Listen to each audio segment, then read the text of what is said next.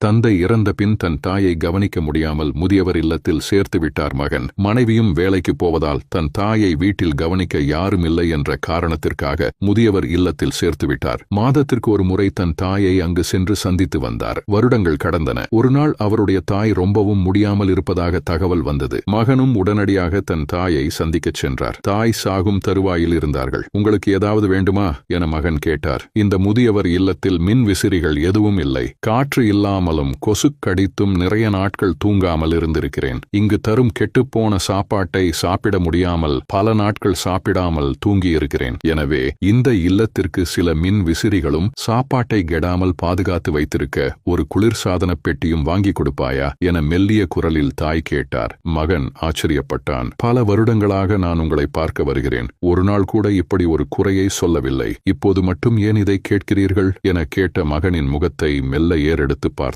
மகனே, இங்கு மின் விசிறி இல்லாமல் கொசுக்கடியை தாங்கிக் கொண்டு உறங்குவதற்கு நான் பழகிக் கொண்டேன். இங்குள்ள பசியையும் துன்பங்களையும் என்னால் பொறுத்துக் கொள்ள முடியும். ஆனால் உனது குழந்தைகள் உன்னை இந்த இல்லத்திற்கு அனுப்பும் போது உன்னால் அவற்றை தாங்கிக் கொள்ள முடியாது என நினைத்து வருந்துகிறேன். அதனால்தான் இப்போது கேட்கிறேன் என்றார். வாழ்க்கையில் காயப்படுத்தும் விஷயங்களே கற்றுக் கொடுக்கவும் செய்கின்றன. படிக்கும்போதே நெகிழ்ந்து